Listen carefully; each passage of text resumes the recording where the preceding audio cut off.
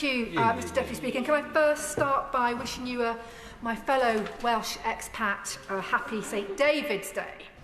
Mr Deputy Speaker, I want to pay my respects to the Honourable Member for Brighton Kemp Town for tabling this Member's Bill. I think it's a real shame that he had to table this private Member's Bill because the government has promised time and time again to bring in their own bill to ban conversion therapy. We've promised it as a Conservative Party in 2 manifestos. We've spoken about it, I think, in 2 Queen's speeches.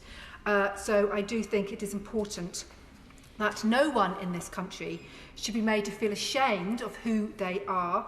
And I find it difficult to believe that a practice that seeks to change or suppress someone's sexual orientation or gender identity is still a practice that persists in some parts of our country.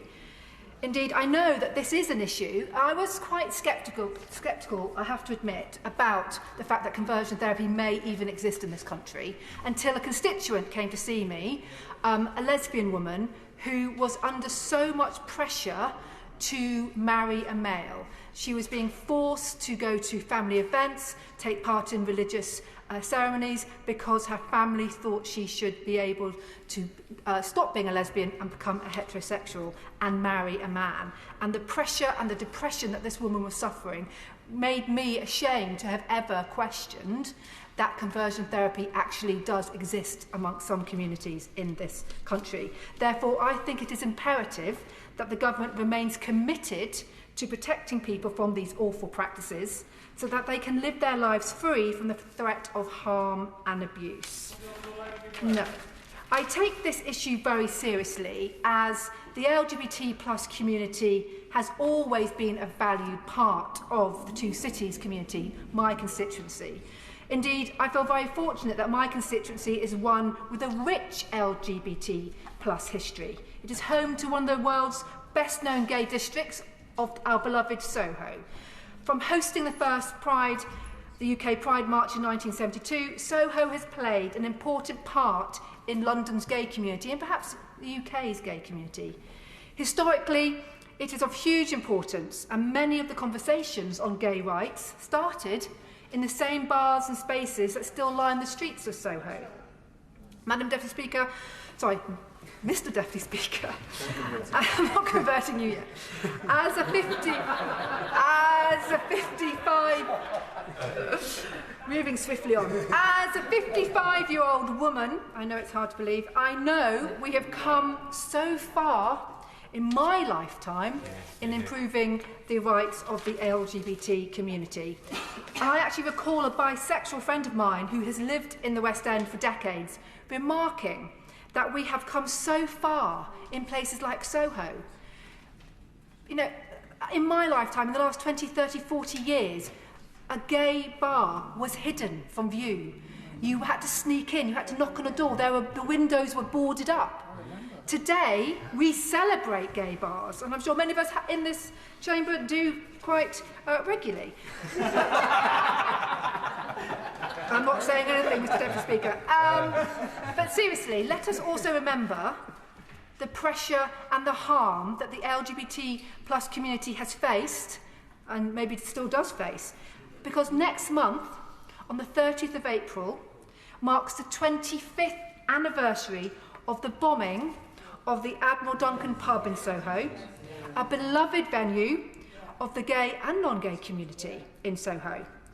I recall that night, as I was in Soho that Friday evening, enjoying a night out. And since that terrible crime, where 3 people died and 89 were injured, our country has seen important changes in attitudes to gay people and with trans people, with huge strides in the improvement in human rights for the LGBT plus community. And we've heard today of so many different legislation and laws that we've brought in, whether it's under the Equality Act or whether it's from the numerous laws that this Conservative government has brought in over the last 14 years. And we must ensure that we continue to do so. But I absolutely understand the concerns that have been expressed in this chamber today about how we legislate for conversion therapy, because it can be often very difficult to accept when somebody is wanting to support their family member through love and perhaps getting therapy. Maybe a teacher is approached. It is very, very different, I think, Mr. Deputy Speaker, to undertake advice and therapy compared to coercive practices. That is what the key is, what this bill and what I hope the government's bill, when it is tabled, will aim to enforce, is the coercion. That is my concern. And I think it's so important that we have such an outstanding history of fighting for LGBT plus rights, that we have to continue the narrative. And the reason why I believe in ensuring that we can enforce on coercive conversion therapy practices is because it is a message to all gay people, all people from the LGBT plus community, whether they are starting out on their journey or whether they are ending their journey, is that they have the right to be who they are. And I do compare this type of legislation with that of FGM. Now, FGM has been on the statute books for decades, and we've only just seen prosecutions and even the first conviction in the last week or so. Was it wrong to have legislation on our statute books outlawing the heinous practice of FGM, which either taking place here or a British citizen being taken abroad to undertake that type of practice? So therefore, I do think it is right to send a very clear message to the LGBT community that we support them, that they are not alone, and that we send a clear message to those people who want to coerce them and stop them from being who they are, that they should not do it in this country.